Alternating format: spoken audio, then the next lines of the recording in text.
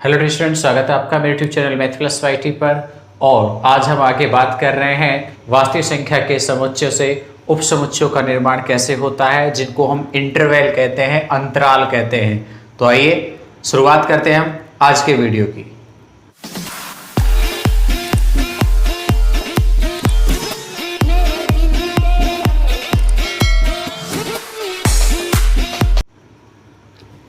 देखिए, वास्तविक संख्याओं के उपसमुच्चय यानी अंतराल, हम अंतरालों को कैसे डिफाइन कर सकते हैं और उनको लिखने का तरीका क्या है, हम इसी के ऊपर बात करने वाले हैं। तो वास्तविक संख्याओं के उपसमुच्चयों में सबसे पहला अंतराल है, वो है विवृत या खुला अंतराल। क्या नाम है? विवृत या खुला अंतराल। क्या होता है? यदि कोई दो संख्याएं हैं a और b, दोनों कैसी हैं? वास्तविक संख्याएं हैं, जहां a b से छोटा है, यानी a छोटी और b बड़ी है। तब यदि x या y एक एलिमेंट्स इस प्रकार से है जो कि a और b के मध्य में है, यानी a less than x less than b हो, तो इस प्रकार के अंतराल को, इस प्रकार के भाग को क्या कहते हैं? खुला अंतराल या विवृत अंतराल, या कहें तो ओपन इंटरवल कहते हैं। डेफिनेशन हमने यहाँ पे लिखी है विवृत या खुले अंतराल के लिए कि यदि a व b दो वास्तविक संख्याएं इस प्रकार हो कि a less than b, a b से छोटा है, तब वास्तविक संख्याओं का भाग, कौन सा भाग? जहां पर एक छोटा सा भाग जो इंटरवल बनता है दो संख्याओं का, वो अंतराल a less than y less than b, यानी y कहां से है? a और b के मध्य में से है। तो ये जो समुच्चय है, ये जो समुच्चय है जिसको हम इंटरवल कह रहे हैं, तो ये समुच्चय जो कि समुच्चय निर्माण रूप में लिखा हुआ है, एक खुला या विवृत अंतराल कहलाता है, यानी अंतराल ही समुच्चय है।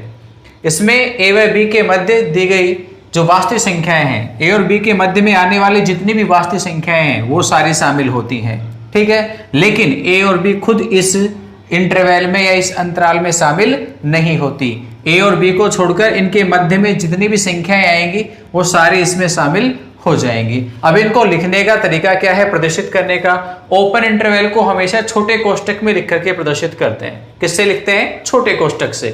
हमने आपको कोष्टकों में अंतर करने के लिए कहा था पहले भी कि समुच्चय है तो सामान्य समुच्चय को हम किससे लिखते हैं? मझले कोष्टक में लिख करके प्रदर्शित करते हैं। छोटा कोष्टक मिल रहा है, इसका मतलब वो क्या है? इंटरवल है। और यहाँ पर जब कभी भी इंटरवल की बात होगी, वहां पर आपके पास इनफाइनाइट एलिमेंट्स होंगे, अनंत अवयव होंगे, क्योंकि a और b के बीच में कितनी वास्तविक संख्याएं हैं? अनकाउंटेबल है, ये अपरिभाषित है, क्योंकि हम जानते हैं अपरिमित रूप से अनेक होंगी।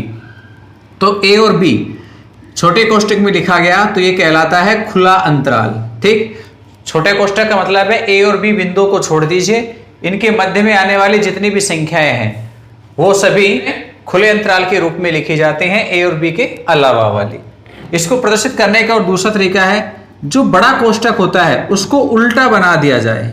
कैसा बना दिया जाए? उल्टा बना दिया जाए, तो भी इसे ओपन इंटरवल कहते हैं। यानी प्रदर्शित करने का एक और दूसरा तरीका है ये। समुच्चय निर्माण रूप जो यहाँ लिखा हुआ था वही है, चर राशि आप x लिखे या y लिखे, z लिखे, उससे कोई फर्क नहीं पड़ता है, ठीक है। यदि ये तो बात हुई हमारे पास इंटरवल में, इसका रोस्टर रूप नहीं होगा, रोस्टर रूप की बजाय क्या है? इंटरवल फॉर्म है, और एक समुच्चय निर्माण रूप है। एक और बात कर लेते हैं साथ साथ में हम संख्या रेखा की, यानी ज्यामितीय रूप की। ज्यामितीय रूप में हम इसे कैसे प्रदर्शित कर सकते हैं? तो ज्यामितीय रूप यानी संख्या रेखा पर ये अंतराल क्या होगा? तो आप जानते हो संख्या रेखा क्या होती है? वास्तविक संख्या रेखा -∞ से +∞ के मध्य में होती है। अब हम दो बिंदु ले रहे हैं a और b, a यहाँ पर है और b यहाँ पर है। यदि आपके पास ओपन इंटरवल है तो उसको कैसे प्रदर्शित किया जाएगा? तो a और b, ओपन इंटरवल में a और b दोनों बिंदु शामिल नहीं होते हैं, तो दोनों बिंदुओं की जगह आप खाली छोड़ देंगे और वहां पर एक छोटा सा सर्किल बना देंगे। ये सर्किल ब्लैंक होना चाहिए, खाली होना चाहिए। देखो आपको बीच में दिख रहा होगा खाली, और यहां से लेकर और b तक की जो लाइन है आप इसे थोड़ी गहरी कर देंगे, यानी a और b के मध्य में जितनी भी संख्याएं होंगी वो सारी इस इंटरवल का भाग है, a और b को छोड़कर। तो a यहाँ पर शामिल नहीं है, b भी शामिल नहीं है, तो जो शामिल नहीं होंगे उन जगह पर हम केवल सर्किल बनाएंगे खाली, और इधर बढ़ जाएंगे, यहाँ भी सर्किल बना देंगे, तो ये a और b खाली होने का मतलब है ये शामिल नहीं है, और यदि इनको भर दिया जाए तो ये शामिल माने जाएंगे, गहरा कर दिया जाए तो वो इसमें शामिल माने जाएंगे। ठीक है, जैसे आपको एक इंटरवल मिला, कहा गया 1 और 2, आप इसे संख्या रेखा पर प्रदर्शित कीजिए। तो ये छोटा कोष्टक हमें बता रहा है कि ये कैसा है, खुला अंतराल है। तो हम 1 और 2 इस संख्या रेखा पर लिखेंगे, और 1 और जो 2 हैं उन जगह को हम खाली करेंगे और वहां पर केवल सर्किल बना देंगे, और बीच वाले भाग को हम गहरा कर देंगे, यानी मोटी लाइन में परिवर्तित कर देंगे। ये यानी 1 और 2 के मध्य का भाग है वो ये ओपन इंटरवल है जिसमें 1 और 2 शामिल नहीं है। ठीक, चलिए नेक्स्ट की बात करते हैं, इसका स्क्रीनशॉट ले लीजिए आप। नेक्स्ट अंतराल है हमारे पास सैवृत या बंद अंतराल। क्या होता है, यदि a और b दो वास्तविक संख्याएं हैं और a छोटी है b से, तब एक समुच्चय x सच दैट इस प्रकार से कि x का मान a और b के बराबर या उससे कम है, a के बराबर या उससे बड़ा और b के बराबर या उससे कम है, तो इस प्रकार के इस अंतराल को या इस समुच्चय को क्या कहते हैं, बंद या सैवृत अंतराल भी कहते हैं, और इंग्लिश में इसे क्लोज इंटरवल कहते हैं। कैसा कहते हैं, क्लोज इंटरवल। ठीक है, इसमें a और b के मध्य में आने वाली वास्तविक संख्याओं के साथ साथ a और b खुद भी शामिल है। देखो बराबर का चिन्ह आ रहा है, इसका मतलब x का मान a भी हो सकता है और b भी हो सकता है। तो यहाँ a और b के मध्य आने वाली सभी वास्तविक संख्याओं के साथ साथ a व b भी शामिल होती हैं। ठीक है, और इसको प्रदर्शित करने का तरीका अंतराल रूप में इसको लिखा जाता है बड़े कोष्टक में a b लिख करके। ध्यान दीजिए, हमारे पास तीनों ही प्रकार के कोष्टक आ गए हैं। जब मंझला कोष्टक होता है तो इसका मतलब है यहां पर केवल 2 ही एलिमेंट्स है, a और b। जब छोटा होता है तो हमने बताया कि ना तो a शामिल है ना b शामिल है, लेकिन a और b के बीच में आने वाले सभी वास्तविक संख्याएं इसमें होंगी। और तीसरा है a और b, इसके ऊपर बड़ा कोष्टक लगा हुआ है, तो इसका अर्थ हो गया a और b के मध्य में आने वाली सभी वास्तविक संख्याओं के साथ साथ a और b भी शामिल है। तो ये तीनों कोष्टकों का डिफरेंस आपको समझ में आ जाना चाहिए। ऐसा नहीं कि आप जहां कहीं भी लिखें, सेट बना रहे हैं छोटा कोष्टक लगा दिया बड़ा लगा दिया, नहीं। सेट लिख रहे हो तो किस रूप में लिखना है, मझले कोष्टक में लिखना है। इंटरवल लिख रहे हो तो फिर ये 2 फॉर्म होंगे, इनमें से कोई सा, या तो ओपन इंटरवल का होगा या फिर क्लोज इंटरवल का। और बाकी और भी बात करने वाले, इनके अलावा और भी है अंतराल, उनकी भी बात करेंगे। पहले इसका ज्योमितीय रूप और देख लीजिए। संख्या रेखा पर हम इसे प्रदर्शित करें तो देखो a b शामिल है तो a के पॉइंट को भी गहरा करेंगे, b शामिल है तो b के पॉइंट को भी हम गहरा करेंगे, और बीच में a और b के बीच का जो एरिया है, जो भाग है, हम उसे भी गहरा करेंगे, क्योंकि a और b के बीच की जितनी भी संख्याएं हैं वो तो शामिल है ही, साथ में a और b भी शामिल है, इसलिए ये इसका ज्योमितीय रूप हो गया। यानी इस प्रकार से हम इसे रेखा पर भी प्रदर्शित कर सकते हैं। तो आइए स्क्रीनशॉट लीजिए और आगे बढ़ते हैं हम नेक्स्ट इंटरवल की तरफ। आइए आगे देखें हम। तीसरा है हमारे पास दाईं ओर से खुला, या कहें तो बाईं ओर से बंद अंतराल। नाम से समझिए, दाईं ओर से खुला, दायां हाथ जिस तरफ है उस तरफ से खुला, खुले का मतलब छोटा कोष्टक, और बायां हाथ जिधर है उस तरफ से बंद, बाईं ओर से बंद अंतराल। दोनों में से किसी भी नाम से जान सकते हो। ये दाईं ओर से खुला हुआ है, बाईं ओर से बंद है, चाहे तो आप इसे दाईं ओर से खुला अंतराल कह लीजिए या फिर आप इसे बाईं ओर से बंद अंतराल कह लीजिए। इस इंटरवल को देख करके समझ जाइए, बंद है मतलब बड़ा कोष्टक होगा और खुला का मतलब है छोटा कोष्टक होगा। अब दाईं ओर है या बाईं ओर है वो आपको समझना है। ठीक, इसको हम कैसे लिखेंगे, ए के साथ में बड़ा कोष्टक है, इसका मतलब ए के साथ में तो इक्वल टू का चिन्ह होगा, जबकि बी के साथ में नहीं होगा। तो ये आपके पास सर्वश्रेष्ठ रूप होगा, ए के साथ इक्वल टू का चिन्ह लगेगा, बी के साथ नहीं होगा। तो इस रूप में या फिर इस रूप में हम इसको प्रदर्शित करते हैं। तो ये दाईं ओर से खुला है और बाईं ओर से कैसा है, बंद है, यानी इक्वल टू का साइन है साथ में, तो ये दाईं ओर से खुला हुआ है। ठीक है, संख्या रेखा पर प्रदर्शित करने की बात करें तो ये दाईं ओर से खुला हुआ है तो खाली है, और बंद है तो भरा हुआ है। ठीक, ऐसे ही चौथा देखिए, दाईं ओर से बंद, या कहें तो बाईं ओर से खुला अंतराल। दायां ये हाथ और बायां ये, दाईं ओर से बंद, दाईं तरफ ये हिस्सा तो यहाँ बंद है बड़ा कोष्टक, बाईं ओर ये वाला हिस्सा ए की तरफ से खुला हुआ तो छोटा कोष्टक है। तो इस प्रकार से प्रदर्शित करते हैं। इंटरवल में लिखेंगे तो यहां पर बाईं तरफ तो खुला हुआ यानी इक्वल टू का साइन नहीं होगा, और जिधर बंद है उधर इक्वल टू का साइन होगा। ठीक है, तो नामों से पता कर लेना। ये भी ध्यान रखना, जहां इक्वल टू का साइन आएगा, यदि ऐसा रूप मिलता है उसे इंटरवल बनाना पड़ता है, तो जहां इक्वल टू का साइन है उस तरफ बड़ा कोष्टक लगाना है, जहां इक्वल टू का साइन नहीं है वहां पर छोटा कोष्टक लगाना है। आगे बात समझ में? तो ये दाईं ओर से बंद अंतराल है, बाईं ओर से खुला अंतराल है, और संख्या रेखा पर प्रदर्शित करेंगे तो ये हमने इसे बाईं ओर से खुला और दाईं ओर से बंद दिखाया है। दाईं ओर गहरा कर दिया है काला, जबकि इस जगह को हमने खाली छोड़ दिया है क्योंकि ये खुला है। तो ये हमारे पास क्या थे? वास्तविक संख्याओं के इंटरवल थे। 4 प्रकार के हो सकते थे, हमने चारों समझा दिए हैं आपको किस किस प्रकार से लिखना है और इनके मीन्स क्या है, इनके अर्थ क्या है। ठीक है, जब बड़े कोष्टक लग रहे हो इसका मतलब x के साथ में आने वाली जो संख्याएं हैं a और b, उनमें दोनों में इक्वल टू का साइन होगा। यदि दोनों तरफ छोटा कोष्टक है इसका मतलब आपको इक्वल टू के साइन नहीं लगाने। छोटा कोष्टक है तो इक्वल टू नहीं लगेगा, बड़ा है तो लगेगा। अब वो एक साइड में है या दोनों साइड में है वो आपको देखना है। ठीक है, और एग्जाम्पल देखते हैं हम आगे, आपको और समझ आ जाएगा। स्क्रीनशॉट ले लीजिए पहले आप।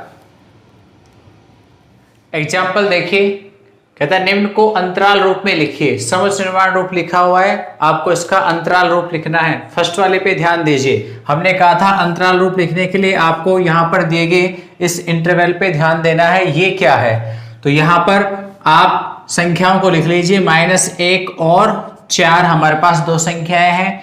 जिस तरफ इक्वल टू का साइन है यहां पर देखिए लेस देन में साथ में इक्वल टू जहां पर है उसके साथ बड़ा कोष्टक, और जहां इक्वल टू नहीं है वहां छोटा कोष्टक लगा दीजिए। तो -1 के पास में इक्वल टू नहीं है तो छोटा कोष्टक, जबकि 4 के पास में इक्वल टू है तो यहां पर हम बड़ा कोष्टक लगा देंगे।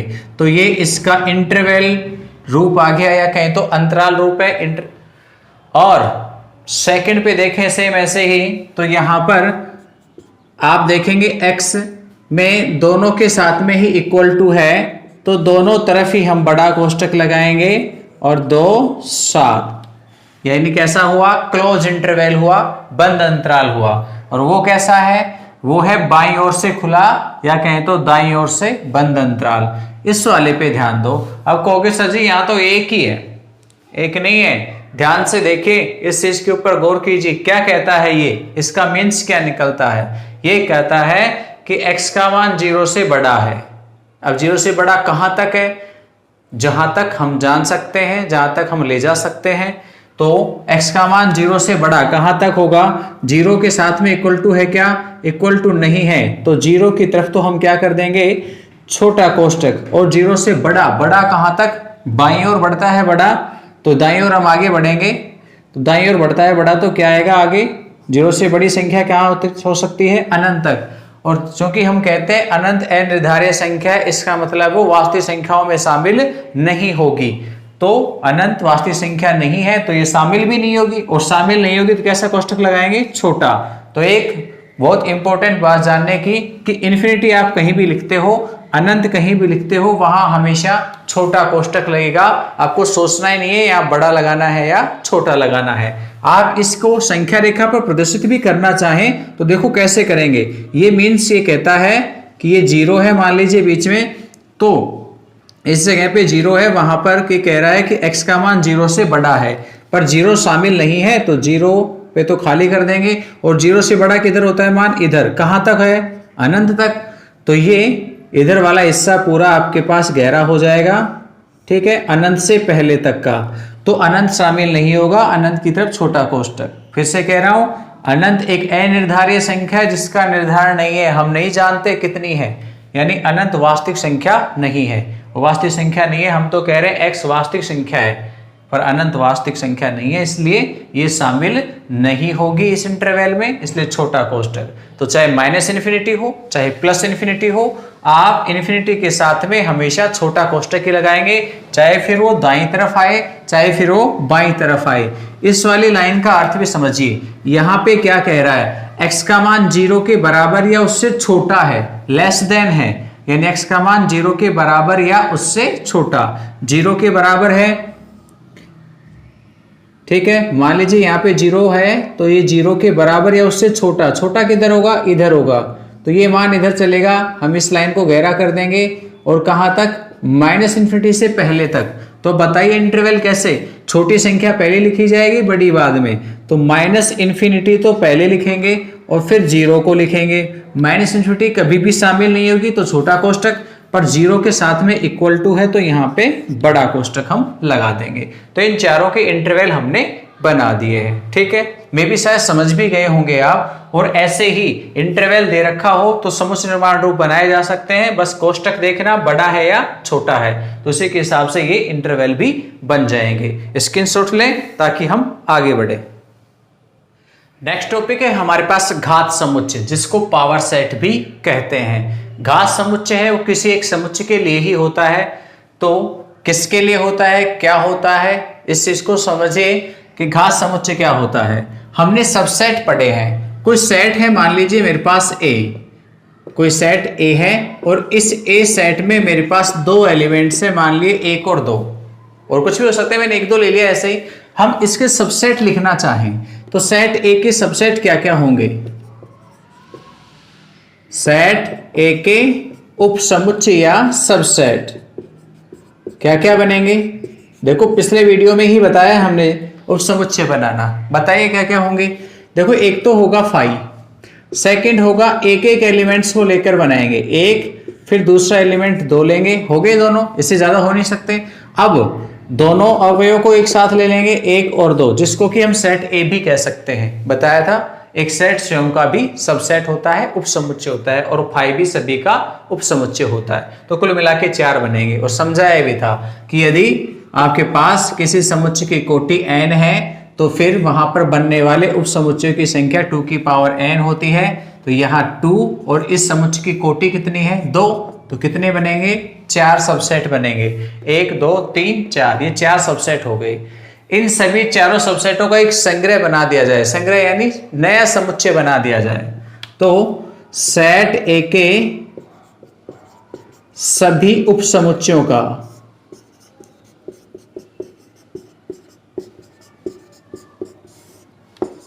संग्रह, जिसे हम समुच्चय भी कह सकते हैं, क्या कहलाता है? घात समुच्चय कहलाता है।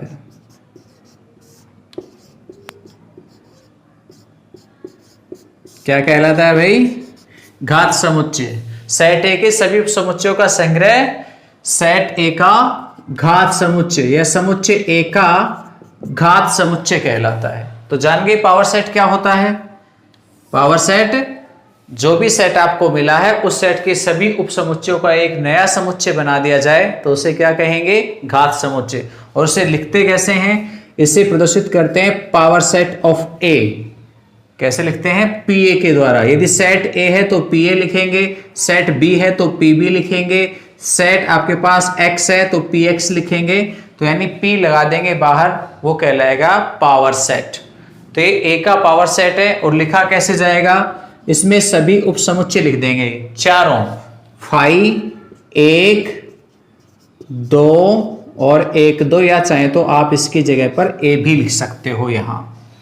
तो ये pa बन गया सभी उपसमुच्चयों का समुच्चय। समुच्चय बनाने के लिए क्या करना होता है? सभी अवयवों को मजले कोष्टक में लिखना होता है कोमा लगा के। तो मैंने मजला कोष्टक लगाया, सब में कोमा लगा दी, तो ये सभी उपसमुच्चयों का समुच्चय हो गया, यानी पावर सेट ऑफ ए हो गया। समझ गए? बना सकते हो। एक आध उदाहरण भी करते हैं हम, पहले स्क्रीनशॉट ले लें इसका। देखिए हमने 3 एग्जाम्पल लिए यहां पर। फर्स्ट है फाई का घात समुच्चय लिखना है। फाई का घात समुच्चय चाहिए तो पावर सेट ऑफ फाई कर देंगे। अब बताइए फाई में कितना होते हैं उपसमुच्चय? केवल एक ही होता है, खुद फाई। तो फाई पर क्या लगा देंगे? मजला कोष्टक लगा देंगे। ये फाई का घात समुच्चय हो गया। ठीक है भाई, सेट फाई खुद का सबसेट है, उसके ऊपर मजला कोष्टक लगाया तो पावर सेट बन गया। जो ही मजला कोष्टक लगाएंगे पावर सेट बन जाएगा। अब ए के घात समुच्चय की बात करें हम तो ए के उपसमुच्चय कितने हैं? पहले लिखता हूं मैं ए के उपसमुच्चय क्या क्या बनेंगे। एक तो फाई होगा, फिर बनेगा -1 एक एलिमेंट लेकर के, दूसरा बनेगा +1 और तीसरा क्या बनेगा, खुद -1 और 1 यानी सेट ए बन जाएगा। ठीक, इसको मजले कोष्टक में लिख दें हम। इन सभी उपसमुच्चयों को किस में बंद कर दिया, मजले कोष्टक में, तो क्या बन गया, पावर सेट ऑफ ए बन गया। ठीक, अब आ जाइए नेक्स्ट पर, पी का घात समुच्चय। यदि ए बराबर ए हो, एक सेट है ए, उसमें पी का घात समुच्चय पूछा गया है। पी क्या है, पी सेट ए का पावर सेट है। अब इसका भी घात समुच्चय चाहिए है हमें। पहले हम पी निकालते हैं, पी है क्या, तो देखो सेट ए है तो ए में उपसमुच्चय क्या क्या होंगे, ए के उपसमुच्चय एक तो होगा फाई और एक खुद होगा ए को नहीं लिखना चाहते हो तो मजले कोष्टक में ए लिख लीजिए इस प्रकार से। और यदि मैं इस पर भी मजला कोष्टक लगा दूंगा तो ये होगा पी ए। ठीक है, ये तो पी ए मिला, ये अपने आप में एक सेट है। अब इसका भी क्या पूछा गया है, घात समुच्चय पूछा गया है। तो पी ए का घात समुच्चय क्या बनेगा, पी ए का घात समुच्चय होगा पी और पी ए। समझ में आई बात, क्या होगा, P of P A, P A पर भी पी लगा देंगे तो ये वैल्यूज कितनी होगी। आप चाहे तो बड़ा कोष्टक यूज ले सकते हो यहाँ पे इस प्रकार से लगाने के लिए, मैंने छोटे लगा दिए हैं दोनों, कोई फर्क नहीं पड़ता उससे। ये पी ए है। अब बताइए पी ए में उपसमुच्चय कितने बनेंगे, पहले मुझे ये बताइए। पी ए में एलिमेंट्स देखो कितने हैं, कितने हैं, 2 हैं, 1 और 1 2 सेट हैं तो 2 इसके अवयव हो गए। तो n और पी की वैल्यूज कितनी आ गई हमारे पास, 2। तो इसके उपसमुच्चयों की संख्या कितनी आएगी, 2 की घात 2 यानी 4। तो 4 उपसमुच्चय बनेंगे। लिखो जरा क्या क्या बनेंगे। सबसे पहले तो एक होगा फाई, क्या होगा, फाई।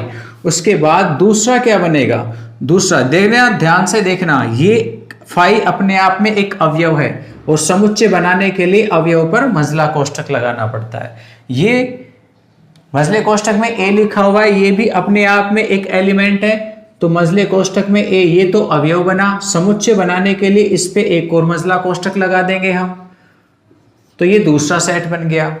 ठीक है, कितने हो गए, 3। और चौथा क्या होगा, चौथा एक खुद P A, complete P A, क्या क्या है इसमें, फाई और ए। ठीक है, तो ये हमारे पास 4 हो गए, 1 2 3 4। और इसको मजले कोष्टक में बंद कर दूं तो ये पावर सेट बन जाएगा किसका, पी ए का। ठीक है, जो ही मजला कोष्टक लगाएंगे हम इसे पावर सेट कह सकते हैं किसका, पी ए का। तो घात समुच्चय का भी घात समुच्चय तैयार हो गया है आपके पास। समझ गए इस बात को। तो चलिए स्क्रीनशॉट लें और आगे बढ़ते हैं। नेक्स्ट टॉपिक है हमारे पास सार्वत्रिक समुच्चय यानी यूनिवर्सल सेट। नाम से पता लग रहा है सार्वत्रिक, जो सभी के लिए हो, उसे कहते हैं यूनिवर्सल सेट। क्या होता है, निम्न कथनों के ऊपर आप एक बार विचार कीजिए, फिर बताते हैं हम आपको सार्वत्रिक समुच्चय क्या होता है। देखो, सभी समप्राकृत संख्याओं का समुच्चय, जितने भी समप्राकृत संख्याएं हैं उन सभी का समुच्चय 2 4 6 8 10 इसी प्रकार से आगे। नेक्स्ट है सभी विषम प्राकृत संख्याओं का समुच्चय 1 3 5 7 ये चलती रहेंगे इसी प्रकार से। सभी अभाज्य संख्याओं का समुच्चय 2 3 5 7 11 ये चलती रहेंगे इसी प्रकार से। ठीक है, ये 3 समुच्चय मैंने यहाँ पे लिखे, और भी डिफाइन किए जा सकते हैं खूब सारे, पर मैंने 3 ही लिखे, पर्याप्त है 3 समझाने के लिए ही। ये 3 समुच्चय हैं, ये तीनों किसके सबसेट हैं, आप ध्यान से देखेंगे, ये भी प्राकृत संख्याओं में से हैं, ये भी प्राकृत संख्याओं में से। अभाज्य संख्याओं की परिभाषा यदि आपने पढ़ी है तो ये भी किस में से हैं, प्राकृत संख्याओं में से, नेचुरल नंबर n में से। तो ये 3 जो हमने सेट पढ़े वो तीनों के तीनों किसके, नेचुरल नंबर यानी प्राकृत संख्याओं के सबसेट हैं। तो इस कंडीशन में जब हम जिस बेस पर काम कर रहे हैं, जिस आधार पर काम कर रहे हैं, वहां पर एक अधि समुच्चय जो कि अन्य सभी जितने भी दिए गए समुच्चय हैं उन सभी का एक अधि समुच्चय हो, या फिर दिए गए सभी समुच्चय उस समुच्चय के सबसेट हो, तो उस समुच्चय को हम सार्वत्रिक समुच्चय कहते हैं। तो यहाँ n क्या होगा, इन सभी कंडीशन में सार्वत्रिक समुच्चय होगा। कैसा होगा, सार्वत्रिक यानी यूनिवर्सल सेट होगा। इसमें से ये 3 डिफाइन कर दिए गए। तो ऐसा समुच्चय जिनमें से एक से अधिक उपसमुच्चय परिभाषित किए जा सकते हैं, तो इस प्रकार के समुच्चय को सार्वत्रिक समुच्चय कहते हैं। आगे डेफिनेशन क्या, एक ऐसा समुच्चय जिसमें से एक से अधिक उपसमुच्चय परिभाषित किए जा सकते हैं, उसे सार्वत्रिक समुच्चय कहते हैं। फिलहाल के इस उदाहरण के लिए n है, मैं कहूं वास्तविक संख्याओं का समुच्चय भी एक सार्वत्रिक समुच्चय होता है। किस किस के लिए होता है? प्राकृत संख्याओं के लिए, पूर्णांक संख्याओं के लिए, पूर्ण संख्याओं के लिए, परिमेय संख्याओं के लिए, अपरिमेय संख्याओं के लिए। ये सभी सबसेट हैं किसके? वास्तविक संख्याओं के। तो वास्तविक संख्या क्या बन गया? वास्तविक संख्याओं का समुच्चय है वो एक यूनिवर्सल सेट बन गया। ऐसे ही मैं कह दूं आपको कि एक स्कूल है, तो एक स्कूल अपने आप में सार्वत्रिक समुच्चय है। यदि उसमें से हम अलग अलग क्लास वाइज समुच्चय बना दें, तो क्लास वाइज जितने भी समुच्चय बनेंगे सारे स्कूल में से ही तो हैं, जितनी भी क्लास होंगी सारे स्कूल में से होंगी। तो स्कूल का समुच्चय एक यूनिवर्सल सेट होगा और क्लास वाले समुच्चय उसके सबसेट हो जाएंगे। समझ में आ गई बात? तो ये है बात सार्वत्रिक समुच्चय की। तो डियर स्टूडेंट्स, आज के वीडियो में इतना ही। नेक्स्ट वीडियो मिले, तब तक के लिए इजाज़त दीजिए। और हाँ, यदि वीडियो अच्छा लगा हो तो लाइक ज़रूर करें और चैनल को सब्सक्राइब भी कर लें।